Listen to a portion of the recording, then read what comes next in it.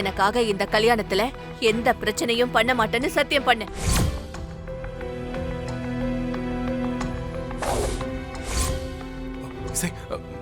பண்ணாத.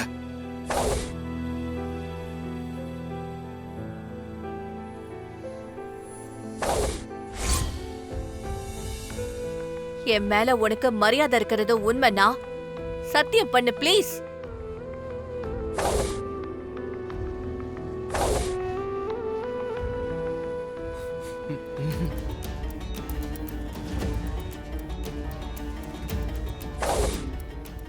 இப்ப நீ சத்தியம் பண்ண போறியா இல்லையா?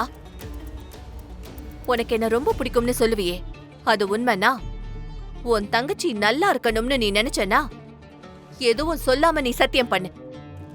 எல்லாத்துக்கும் மேல என் வார்த்தைக்கு நீ மதிப்பு கொடுக்கறது உண்மைனா, என் மேல மரியாதை இருக்கிறது உண்மைனா சத்தியம் பண்ணு.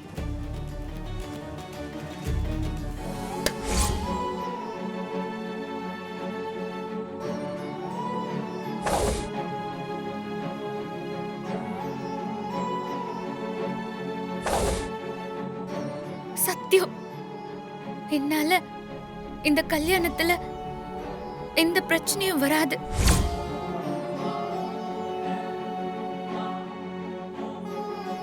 ஸ்ரீஜா,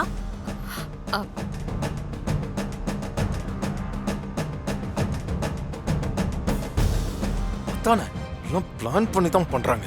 இசை கேட்க மாட்டான்னு சொன்னியே, சத்தியம் பண்ணிட்டான் போதுமா?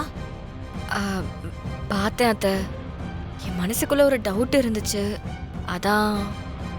இப்ப டவுட் கிளியர் ஆயிடுச்சுல? அதான் சத்தியம் பண்ணிட்டால, அத காப்பாத்துவான்னு நினைக்கிறேன்.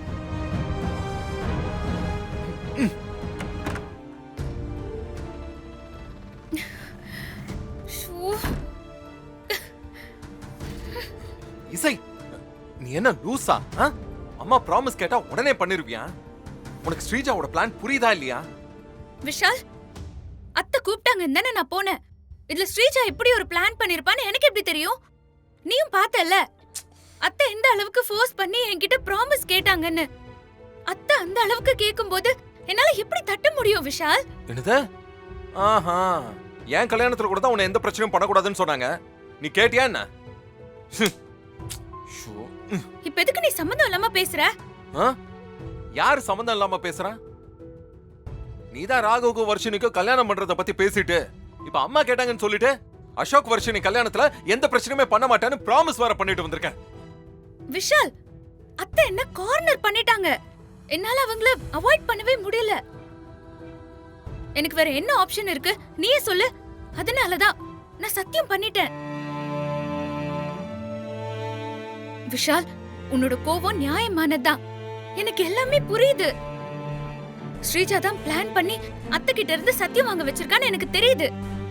ஆனா அத்தை என்கிட்ட கேக்கும்போது நான் என்ன பண்ண முடியும் விஷால்?